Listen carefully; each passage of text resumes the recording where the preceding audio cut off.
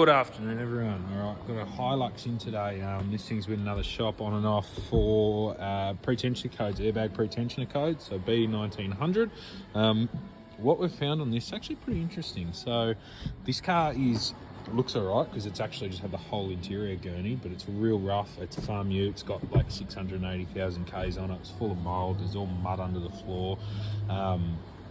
And what's happened with this is it's got a short circuit fault for the driver's seatbelt pre-tension. Now, it did have a new one put in here for roadworthy because it was buggered, it was all frayed. So they've got to sort this airbag code. Now, what I've found is looking into wiring, the code specifications are very vague, and their actual resistance values and stuff like that aren't available for this. It's all too basic and simple. It won't tell you any circuit resistance or anything like that on these. You just have to test circuit integrity and go from there. The Tech Info asks you, or Toyota Tech Info asks you to do a signal check function and wiggle connectors to try and get it to act up.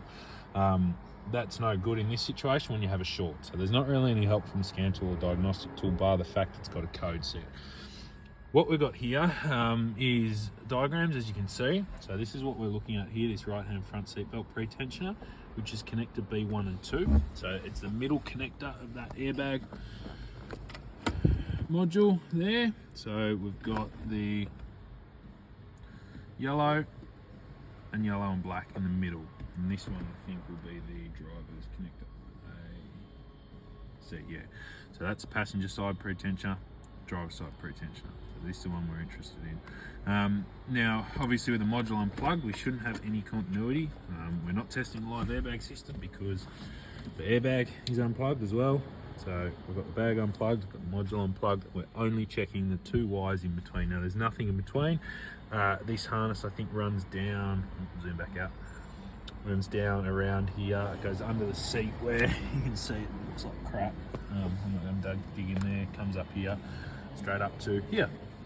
Now, I've already figured out what's going on with this, and I'll show you what we did now. Now, what I got here, battery positive lead, battery ground hooked up, just goes straight up to the battery. So this is a dead ground, battery ground. This is our battery positive feed. So I've got this going through my normal test light up here. So you'll see if I touch that test light, that lights up, like that. Same as if I touch it up here. Like I said, it is a dead module or dead circuit. We're not testing anything live. So that grounds that test light out. So what I wanted to do was check, load test that wire from here back to the belt, just to check continuity. And what I ended up finding was, if I ground out this pin, which is the yellow pin on the left. Right, I'm going to go from the back of the airbag connector. It's easier. There we go. So if I touch that pin right there, as you'll see, we have a lit test light. So that wire, continuity wise, up to the connector is good.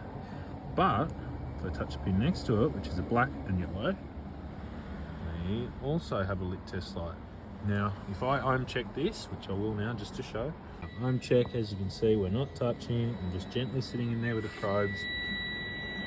About 0.6, 0.7 of an ohm short across that harness. So somewhere between here and there, we have two wires shorted together causing this fault. Not shorted to ground, but actually shorted together.